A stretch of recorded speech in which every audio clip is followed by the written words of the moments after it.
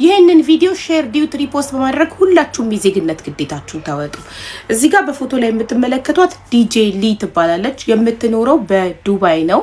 ይሄንን በፎቶ የምትመለከቱት ወንድማችን ደረጀን ከኢትዮጵያ በሴኩሪቲነት አስቀጥራለሁ እንደመጣ ተቀጠራለህ ስራው እጄ ላይ ያለ ብላ አሳምናው 250,000 ብር ከፍሎ አመጣችሁ።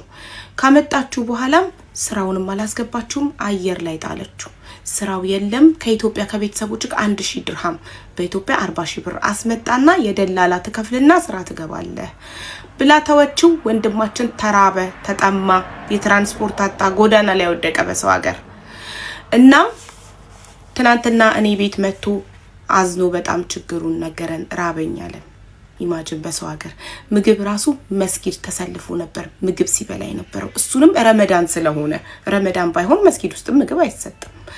እና ነግሮኝ ላገዛችሁ በሙሉ እጅግ በጣም አድርጌ ያመሰግናለሁ። አዶት $100፣ አንድ አማራ €100፣ ሰክሰስ $100፣ ኤልሳቤት $100፣ የምስራች $100፣ ኢትዮጵያን ሬስቶራንት $100 አግዘውታል።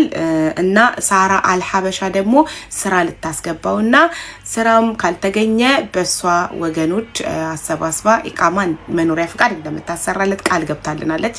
ሳርዬ ደግሞ ቃሏን አክባሪና ታደርገዋለች። ሃኒ ፋሽን አስቤዛ ታደርግለታለች።